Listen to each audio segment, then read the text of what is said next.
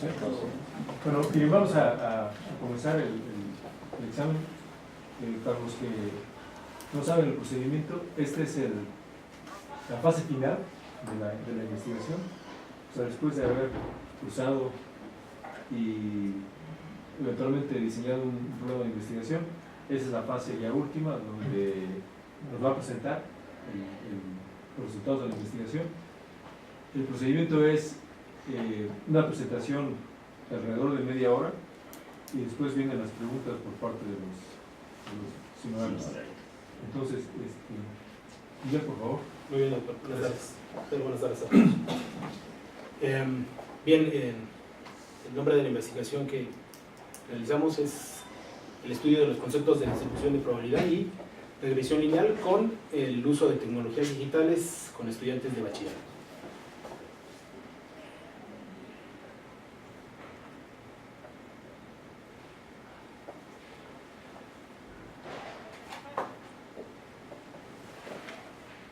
En la actualidad, los estudiantes y prácticamente cualquier persona se encuentra inmiscuida en información cuantitativa, la cual en ocasiones es importante saberla leer, es importante saber interpretar. Es por eso que la enseñanza de la probabilidad y la estadística en los últimos años ha tomado gran relevancia. En nuestro estudio se buscó recopilar, explorar, representar, inferir e interpretar información.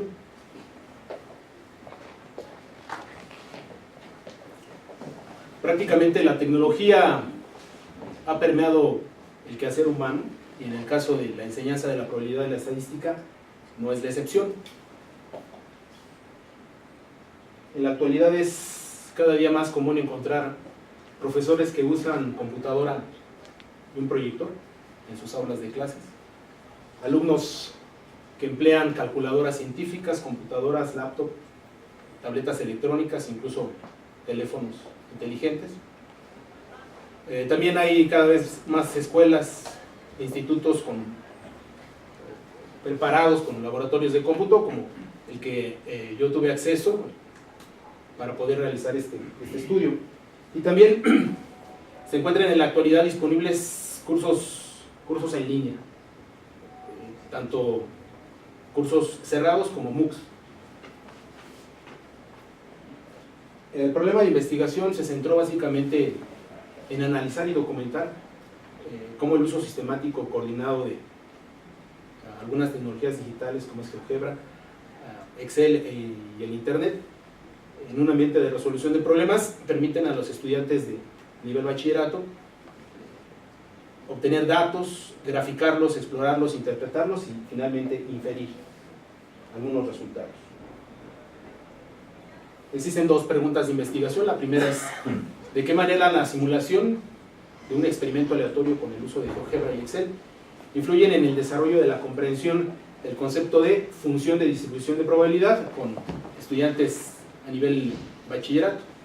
Y la segunda pregunta es: ¿cómo el uso del Internet y GeoGebra permiten o ayudan la comprensión que muestran los estudiantes de bachillerato en el estudio del concepto de regresión lineal?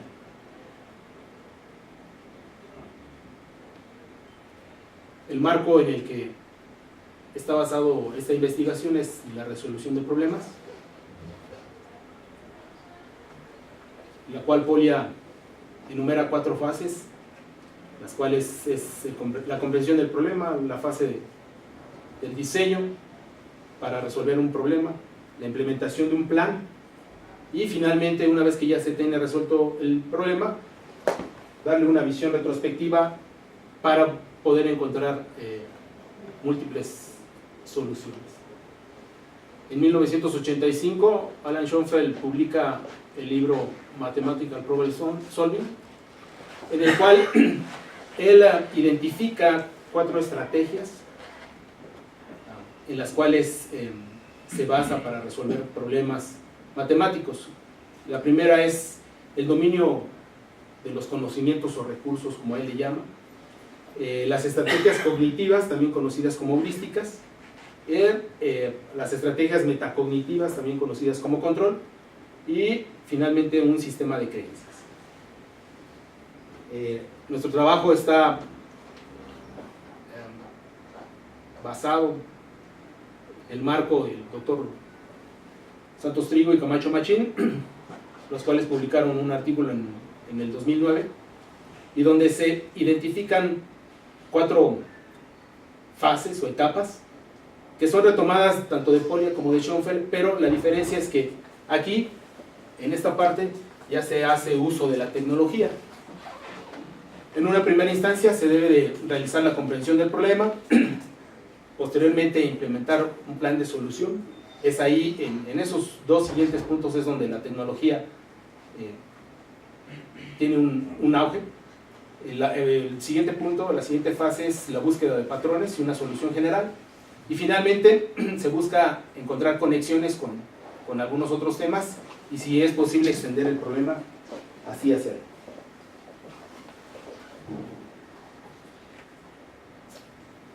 En el caso de la probabilidad, existen estrategias y sesgos, los cuales Kahneman, Tversky y Lecoutre han estudiado. Estos sesgos y heurísticas están identificadas y obedecen a los juicios que realizan las personas cuando se enfrentan a un suceso el cual se encuentra bajo incertidumbre o azar. Esos puntos es la representatividad, la disponibilidad y los sesgos de equiprobabilidad. Esos tres heurísticas y ese sesgo, ahorita en los resultados, en los datos que les voy a mostrar, vamos a identificarlos.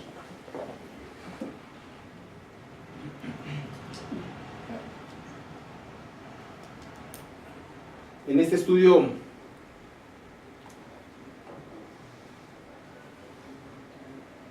utilizamos varias herramientas tecnológicas. Una de ellas es la hoja de cálculo, otra es un software educativo que es GeoGebra. En el mismo GeoGebra se construyó una aplicación que simula el lanzamiento y la suma de las caras superiores de un par de dados.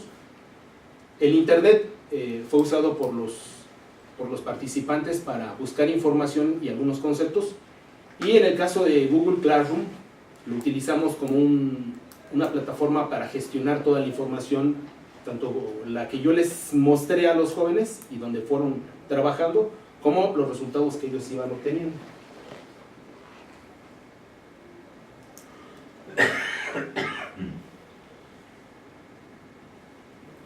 En el estudio participaron 13 jóvenes de 5º semestre de bachillerato que cursaban la asignatura de probabilidad y estadística en el Colegio de Ciencias Humanidades, en el plantel Vallejo, y realizamos 5 sesiones. 4 de ellas fueron de 2 horas y una sesión de 1 hora. Todas ellas fueron en el aula de cómputo, precisamente porque siempre usamos la computadora, y es ahí donde los jóvenes iban registrando sus resultados. Como ya se mencionó, en los archivos que fueron entregados por mi parte hacia los jóvenes, como los resultados que iban obteniendo ellos, los iban subiendo en la plataforma. Entonces, de manera presencial fueron 9 horas de trabajo, pero ellos tenían acceso a la plataforma en su casa o donde tuvieran acceso a internet.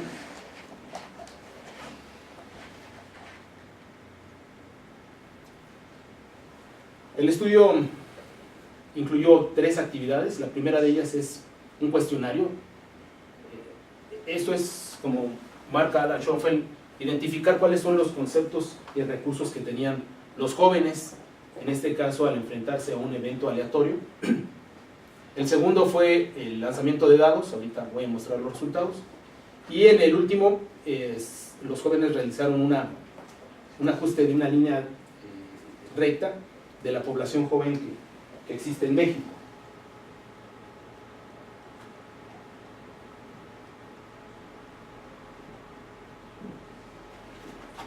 En el caso de los dados, en una primera instancia se les proporcionó a los jóvenes 2 dados de colores diferentes, siempre fue uno blanco y otro de un color, en los cuales se les pidió que los lanzaran 20 veces, sumaran las caras superiores y registraran en una tabla que se les proporcionó la suma de esas caras. Una vez que ya lograron esa tarea, la siguiente fase fue pedirles a los alumnos que inventaran valores sin que lanzaran los dados, simple y sencillamente imaginando que los lanzaban sin hacerlo.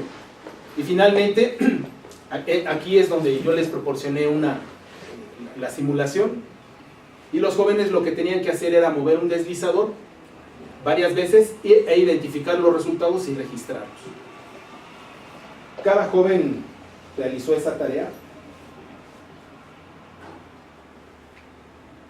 en tablas similares a estas. Estos, por ejemplo, son los resultados de dos participantes, Ani Loreni y Fernanda. Nada más que en la parte de arriba con los cuadros claritos son los datos que ellas inventaron, y estos son los obtenidos en la simulación. Aquí se identifican algunas cosas interesantes. La primera de ellas es que en esta tabla los jóvenes registraron o actuaron, como Kahneman menciona, con una heurística de representatividad. Es decir, ellos pensaron en que las características de una población se tienen que mantener en una muestra pequeña, cosa que no siempre sucede. Aquí, cuando yo les pregunté a ellos por qué habían registrado, al analizar todos los números, por qué habían registrado todas las sumas posibles, es decir, el 2, siempre pusieron el 3, el 5, ¿por qué no se habían saltado algún número? No tuvieron una respuesta que darme, ¿no? En este caso, si también observan, otra cosa es que después de un 3, por ejemplo, no aparece otra vez un 3.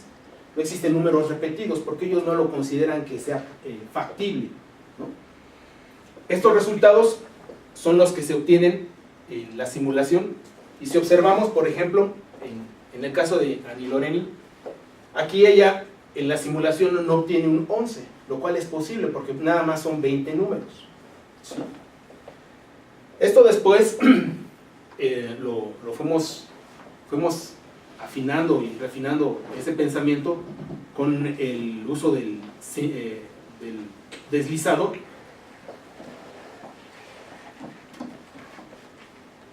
Pero previo a modificar el deslizador, lo que les pedí, bueno, yo lo realicé en el pizarrón, les pedí a todos ellos los valores de cada una de las tablas para poder hacer un concentrado. Estas son las gráficas de los concentrados de los datos obtenidos tanto en los datos inventados como en la simulación, y esa gráfica fue obtenida por ellos de diferentes maneras. Aquí yo presenté un histograma de frecuencias o gráfico de barras verticales.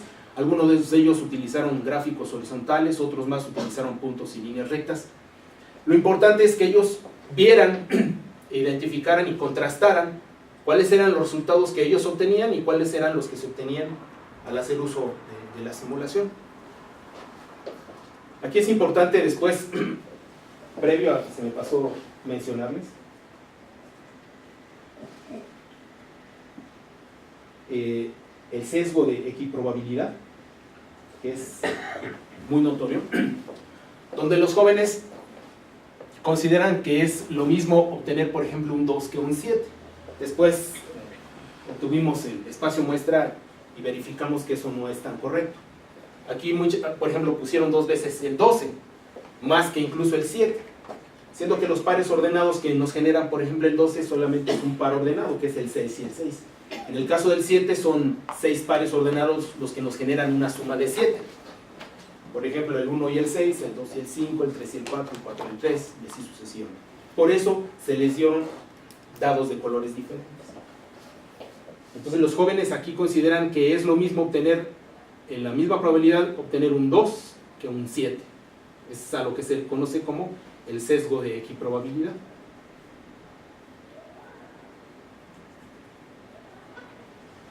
Con GeoGebra y esos mismos datos, aprovechando que los muchachos ya habían llevado el parcial estadística descriptiva, obtuvimos un diagrama de caja y bigotes para cada una de ellas y nuevamente los contrastamos e identificamos los cuartiles, así como las medianas de cada uno de ellos. Estos son los datos inventados y estos son los valores de los datos simulados.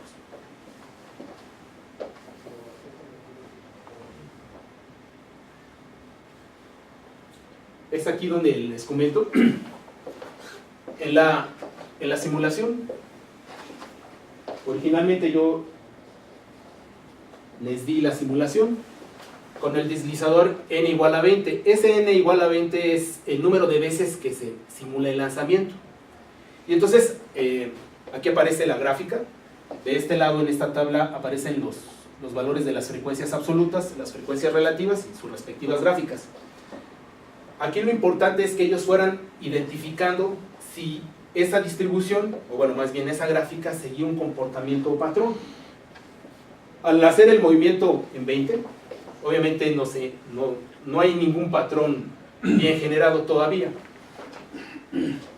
Lo que hicieron los jóvenes fue modificar el tamaño del deslizador, nada más. Ya con 100 empieza a tomar un poquito más forma.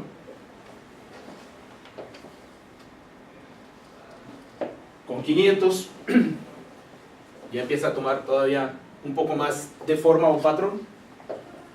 Y finalmente con 1000. Aquí ellos podían moverlo, ese deslizador se puede mover. Entonces, lo importante es que ellos veían, estas son marcas, de hecho aquí, estas son las marcas de clase. Ellos identificaron que las alturas de esos rectángulos oscilaban en la cercanía a esas marcas de clase. Esto es prácticamente una distribución de frecuencias. En probabilidad se conoce como un análisis o probabilidad de frecuentista. Después, en conjunto discutimos precisamente el espacio muestral que se genera al lanzar los dos dados. Aquí puede ser un color blanco y el dado del color diferente. Entonces es aquí donde ya recapacitamos los participantes que, por ejemplo, para obtener un 2 solamente hay un par ordenado que me genera un 2. Lo mismo sucede con el 12, solamente existe un par que genera el 12, no así con el 7 o con el 8. Cuando se les pidió a los jóvenes inventar los valores, solamente pensaron en los números y no pensaron en los pares ordenados que generaban esos números.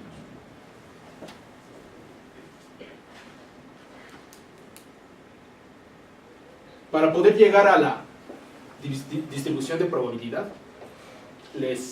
todo esto venía acompañado de una serie de preguntas, una actividad la cual tenían que ir escribiendo los muchachos.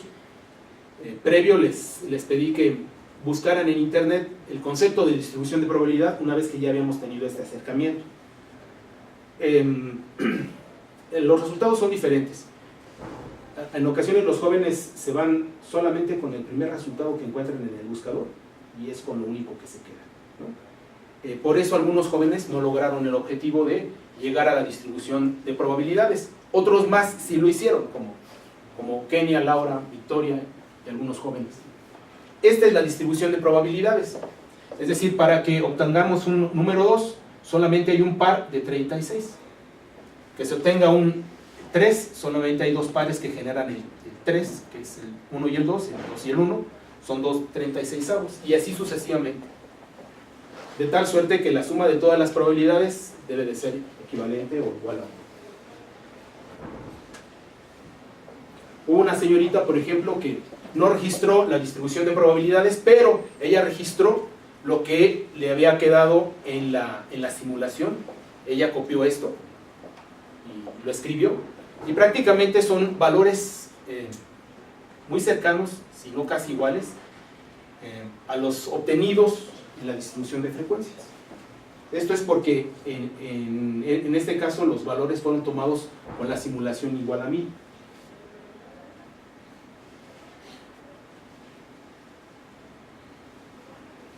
Bueno, aquí se registraron algunos resultados. En En un principio se registraron las ideas de los alumnos en la comprensión de un evento aleatorio y las habilidades estadísticas, es decir, recolectar, graficar, analizar e interpretar información para llegar a la comprensión de la distribución de probabilidad. En una segunda instancia, los alumnos alimentaron los valores, es decir, cuando a ellos se les pidió que inventaran los valores de los dados, hicieron la heurística de la representatividad, es decir, colocaron todos los pares o todos los posibles valores, cosa que no siempre sucede, al menos no con 20 datos. Y también se observa el sesgo de la equiprobabilidad, como hace ratito lo mencionaba. Daba lo mismo a los jóvenes colocar un 12 varias veces que colocar, por ejemplo, un 7.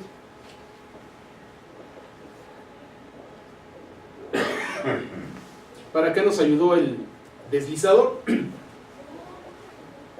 Realizar el lanzamiento de los dados 100 veces es complicado y tardado, así como el registro.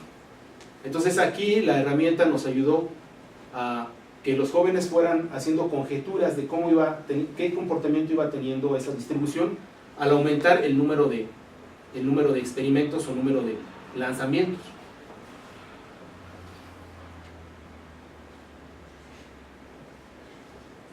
En el caso del Internet, sí es una herramienta útil, como lo menciona Borba, Clarkson y Canadinis, pero sí es importante que el profesor acompañe a los jóvenes para que se vuelvan críticos de la información que obtienen y no solamente lo que obtienen lo copien y lo peguen. La última actividad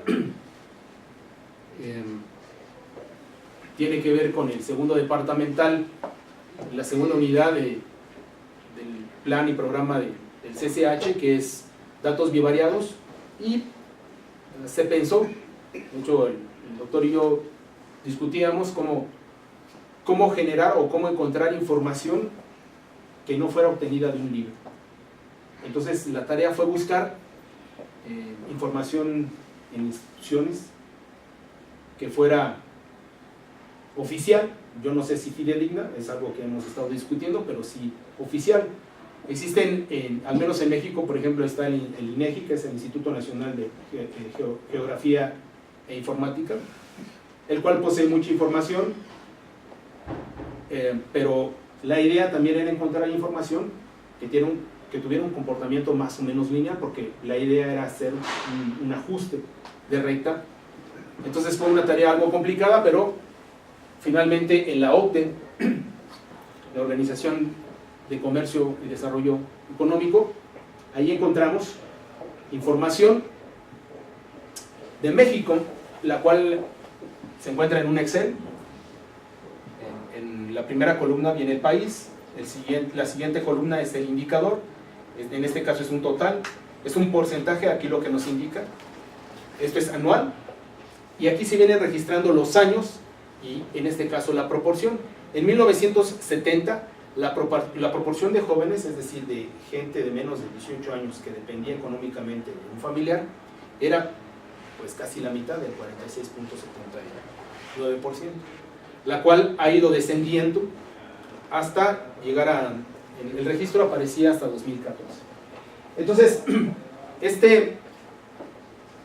esta información, una vez que ya a los jóvenes se les mostró de dónde se había obtenido, se copió en GeoGebra para que se pudieran hacer la gráfica de puntos o nube de puntos, la gráfica de dispersión, donde se graficaba años contra, en este caso, la proporción de población joven.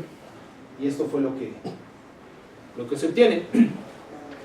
Antes de hacer cualquier cosa, prácticamente yo les pregunté a los muchachos, bueno, ¿qué forma tienen en su? Y bueno,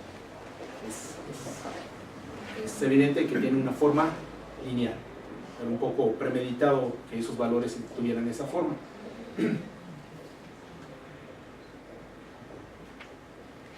A los muchachos se les pidió que con la herramienta de GeoGebra se generaran dos deslizadores para poder hacer un ajuste de manera visual, utilizando la recta, pendiente ordenada al origen, y la pendiente iba a ser controlada por este deslizador, lo mismo que está ordenada al origen. Aquí el primer reto fue visualizar que los jóvenes ya no recordaban, para ese semestre ya no recordaban algunos conceptos de geometría analítica, lo cual pues es un poco descorazonador, pero esa es la realidad. Entonces hubo que hacer una discusión de cuál era el signo que debe de tener la pendiente, si el ángulo es mayor o menor a 90 grados, para poder hacer que los jóvenes fueran haciendo los ajustes en estos deslizadores precisamente. Eso fue lo que nos llevó un poco más de tiempo. ¿Por qué? Porque una vez que ellos lograban, por ejemplo, en este caso, este ajuste, aquí ellos ya identificaban cuál era el valor de la pendiente y aproximadamente cuál era el valor de la ordenada al origen, que se ajustaba, en este caso, a esos datos.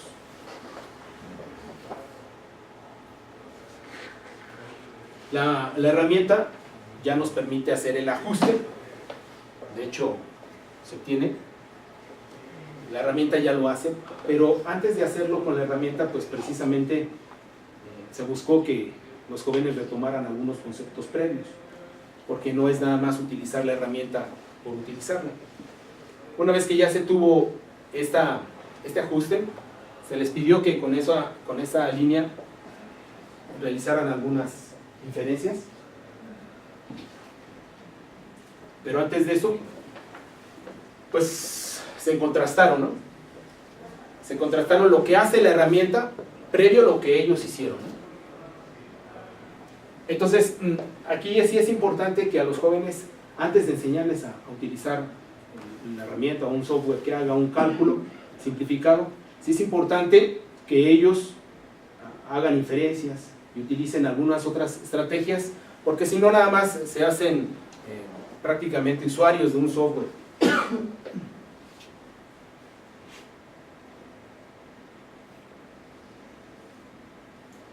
Se les hicieron algunas cuestiones, unas preguntas, por ejemplo, que determinaran cuál era el valor de la población joven en México para el año 2020, y prácticamente no hubo ningún tipo de problema.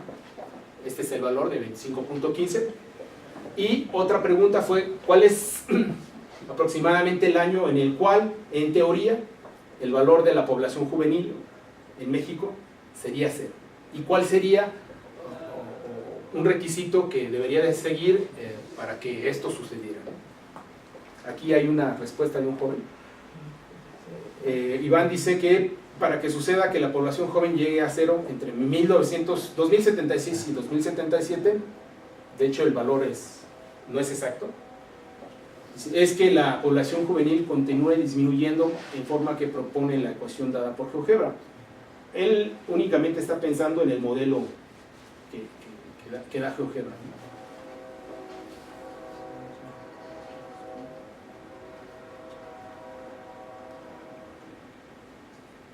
Algunos resultados que se obtuvieron en esta actividad es, en principio,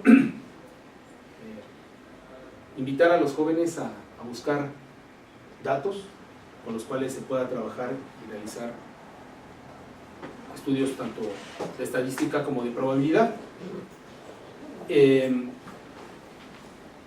Y otra cosa importante aquí en esta parte es que solamente algunos jóvenes tienen presentes los significados de matemáticos, tanto de pendiente como de ordenada al origen. Aquí alguna vez discutíamos con algunos profesores que dan esa asignatura y comentan que, por ejemplo, muchos de los muchachos que cursan esta asignatura la eligen por sobrecálculo porque piensan que ya nada tiene que ver con matemáticas, ¿no? Entonces llenan los grupos de probabilidad y estadística y oh sorpresa, ¿no? Otra cosa es que en este caso el deslizador es una herramienta que nuevamente cobra relevancia para que los jóvenes fueran haciendo conjeturas de cuáles son los valores en los cuales rondaban los parámetros tanto de pendiente como de ordenada al origen.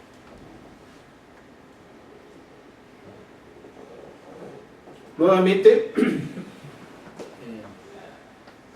se discutió el uso del Internet, que en ocasiones es indiscriminado, pero bueno, en este caso, antes de terminar la actividad, yo les pedí que buscaran información en sitios en Internet e incluso registraran las ligas, para que ellos de alguna manera, si en algún futuro desean encontrar información, obviamente sepan dónde buscar y puedan obtener, como les comentaba hace ratito, información, yo no sé si fidedigna, pero sí al menos información oficial.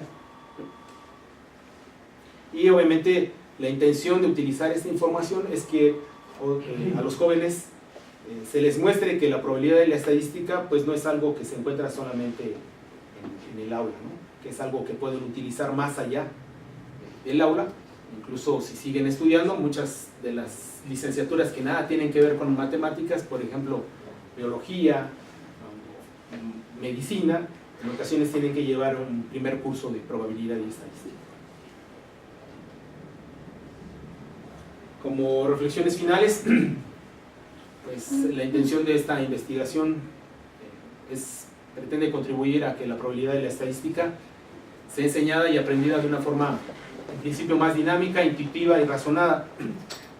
Si bien es cierto que esta parte de la matemática es obligatoria en la actualidad ya en nuestro país, la verdad es que la formación de los docentes especialistas en ella todavía es escasa.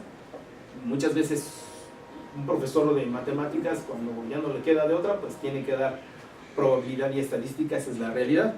Entonces sí es importante, o el objetivo sería generar una comunidad que entienda, promueva el aprendizaje y la enseñanza de la probabilidad y la estadística, obviamente empleando de una manera detallada e inteligente las tecnologías digitales como algo habitual en su enseñanza. Básicamente es eso. Muy bien. Pues gracias, Miguel. Bueno, vamos a iniciar la fase de las preguntas. Bueno, comenzamos con el investigador invitado. Doctor Ávila, por favor. Muy bien, buenas tardes. Hola. Buenas tardes a todos. Considero que es un buen trabajo, es un trabajo bien estructurado, bien presentado, y hay cosas que yo quisiera resaltar y hacer algunas preguntas. En primer lugar, bueno, está usando la tecnología.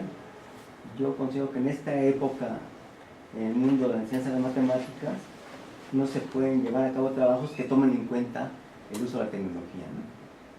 Tal, por ejemplo, en este caso tú trabajaste con Excel y con GeoGebra, hay otros programas. Sí, sí. Yo creo que siempre hay que buscar la manera de incorporarla, sobre todo en estos momentos en que los alumnos están en constante comunicación con todos esos medios digitales, ¿no? Entonces eso es un punto que yo considero importante, que tú lo tomaste en cuenta y qué bueno, ¿no? Otro punto que considero importante de la tesis es que trabajas con datos reales.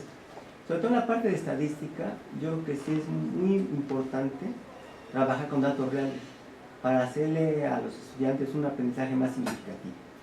Eso desde luego que apoya mucho la clase para que no se pierda en cosas tan abstractas, ¿no? Sobre todo tomando en cuenta, y esta parte que se refiere a la estadística y la probabilidad, yo me acuerdo que cuando se comenzó con lo que se llamó matemática moderna en su momento, se incorporaron temas como la teoría de conjuntos, la matemática formal, que fue a final de cuentas aparentemente un rotundo fracaso, ¿no? Esto para muchos teóricos. Y algo de lo que se salvó fue precisamente esto, ¿no? Que se incorpore en el currículum de la matemática la enseñanza de la estadística y la probabilidad. Aquí está rescatando. Hay una cosa en la cual tú explícitamente lo mencionas, que es hablar de dos enfoques en la solución de problemas probabilísticos. Un enfoque clásico, que requiere una matemática más formal, digámoslo así. No lo mencionaste, bueno, pero estaba ahí. Y otra parte que fue con la que trabajaste, curiosamente, que es el enfoque frecuencial.